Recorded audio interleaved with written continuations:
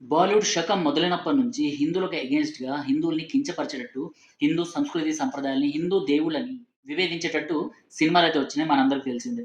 కానీ ఒకే ఒక్క సినిమా అంటే ఇంతకుముందు 'కాశ్మీర్ ఫైల్స్' కానివ్వండి, లేకపోతే 'కేరళ స్టోరీ' కానివ్వండి, లేకపోతే ఇలాంటి సినిమాలు ఎన్నో వచ్చాయి.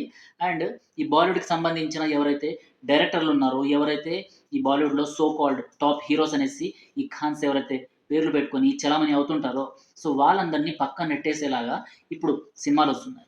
సో, బీజేపీ ప్రభుత్వం ఇలాంటి ప్రొపగండా చేస్తుంది అనేసి చాలామంది చెప్తున్నా కూడా, సో, అలాంటిదేం లేదు. నిజాన్ని నిర్భయంగా చెప్పడానికి మాత్రమే మేము మా ఆయుధాన్ని అంటే సినిమాని ప్రదర్శిస్తున్నాము. సినిమాని తెరకెక్కిస్తున్నామనేసి ఈ బాలీవుడ్‌కి సంబంధించిన కొత్త డైరెక్టర్లు చెప్తున్నారు. సో, ఇటీవల 'ధురంధర్' అనేసి ఒక సినిమా వచ్చిందనమాట.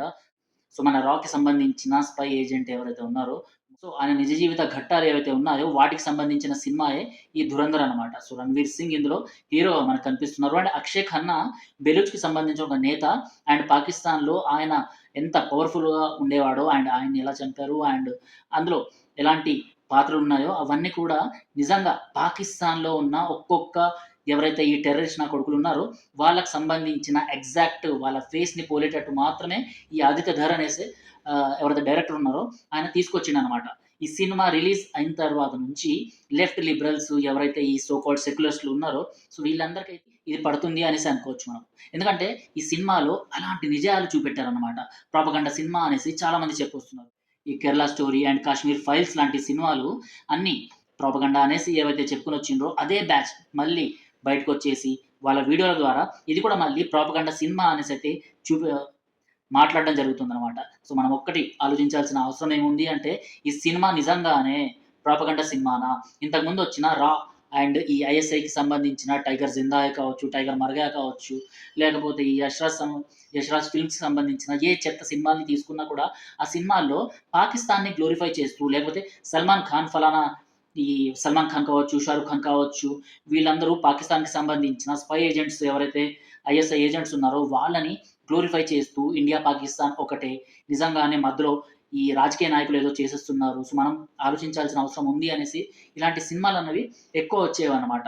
సో, ఆ కోవ కాకుండా నిజాన్ని నిర్భయంగా 'ఆదిత్య ధర్', 'ధురంధర్' అనేసి సినిమాలో చూపెట్టడం జరిగింది. అండ్ ఇదే 'ధురంధర్' సినిమాలో ఏదైతే ఈ పాకిస్తాన్‌కి సంబంధించిన ఐఎస్ఐ ఏజెంట్స్‌ని ఎలా లేపేశారు అండ్ ఏదైతే 'గంధార్' విమానం హైజాక్ సో, ఇవన్నీ చూపెట్టడం జరిగిందనమాట. సో, ఇవన్నీ ఇంతకుముందు జరిగినవే అనమాట. 26/11 అటాక్స్ ఏవైతే జరిగాయో, అటాక్స్ టైమ్‌లో ఈ అజ్మల్ కసబ్ అనేసి రాక్షసుడు సో, అక్కడి పాకిస్తాన్ నేతలతో, అక్కడి టెర్రరిస్ట్ ఏజెన్సీస్‌తో ఎలా మాట్లాడాడు, ఏం మాట్లాడాడు అన్నది కూడా క్లియర్‌గా ఒక ఫుటేజ్ ఎలా బయటపడిందో నాకు తెలీదు కానీ, ఆ ఫుటేజ్ కూడా ఇందులో ప్లే చేయడం జరిగిందనమాట. ఇంతటి నిజాల్ని నిర్భయంగా చూపిస్తున్నా కూడా, వీటిని ప్రాపగండా అనేటోళ్ళకి ఎలాంటి ఆన్సర్ ఇవ్వాలి, ఏమనాలో మీరే ఒకసారి చెప్పండి. బికాజ్ మన భారతదేశంలో జరిగింది నిజాన్ని ఇలా నిర్భయంగా చూపెట్టేటోళ్ళు చాలా తక్కువ మంది ఉంటారు. అందులో 'ఆదిత్య ధర్' కావచ్చు, లేకపోతే 'వివేక్ అగ్నిహోత్రి' కావచ్చు, లేకపోతే ఇంకా చాలామంది ఇలా నిజాన్ని నిర్భయంగా చూపెట్టడం కోసం బయటకొస్తున్నారు. అలాంటి వాళ్ళకి ప్రాపగండా అనేసి వాళ్ళకి రిమార్క్స్ మన వాళ్ళే ఇస్తున్నారనమాట. అండ్ ఎవరైతే ఈ సినిమాని అపోజ్ చేస్తున్నారో, అందులో వేరే మతాల వాళ్ళకి సంబంధించిన వాళ్ళు తక్కువగా ఉండి అంటే వాళ్ళైతే నోరు మూసుకొని కూర్చుంటున్నారనమాట. బికాజ్ ఈ ఇస్లామోఫోబియా అనేసి లేకపోతే ఇస్లాం గురించి వీళ్ళు ఇలాంటి సినిమాలు తీస్తున్నారనేసి వీళ్ళు చాలా తక్కువగా మాట్లాడుతుంటారనమాట. దానికన్నా ఎక్కువగా లెఫ్ట్ లిబరల్స్ ఎవరైతే ఉంటారో వాళ్ళు ఎక్కువగా మొరుగుతారన్నమాట ఇలాంటి వాటి పైన. ఎందుకంటే ఈ లెఫ్ట్ లిబరల్స్ మొరుగుతా ఉంటేనే కదా!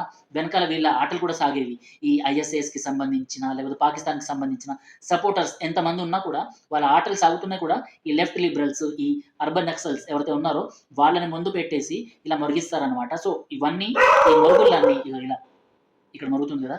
సో, ఇలా ఈ మరుగులన్నీ కూడా మన భారతదేశానికి వ్యతిరేకంగా మాత్రమే కనిపిస్తాయి కానీ, పాకిస్తాన్‌ని అండ్ ఈ జమ్మూ కాశ్మీర్‌కి సంబంధించిన టెర్రరిస్ట్ యాక్టివిటీస్ చేసే వాళ్ళని, లేకపోతే ఇంటర్నల్ ఉగ్రవాదులు ఎవరైతే దొరుకుతారో వాళ్ళకి అగెయిన్స్ట్‌గా మాత్రం వీళ్ళు సున్నా. అసలు ఏం మాట్లాడరనమాట. సో, 'ధురంధర్' సినిమా ఇప్పుడు ఆడుతుందనమాట. మీరు ఒకవేళ ఈ సినిమాని మిస్ అయితే కంపల్సరీగా ఇవాళో, రేపో వీలైనప్పుడు సినిమా థియేటర్‌కి వెళ్లి చూడండి. బట్ సినిమా థియేటర్స్‌లో చూస్తే ఈ సినిమాకి సంబంధించిన ఫీల్ చాలా డిఫరెంట్‌గా ఉంటుందనమాట. బిగ్ స్క్రీన్ పైన ఇలాంటి వాటిని అండ్ అజిత్ దోవల్‌కి సంబంధించిన పాత్ర పోషించిన మాధవన్ గారి గురించి కూడా మాట్లాడాలి.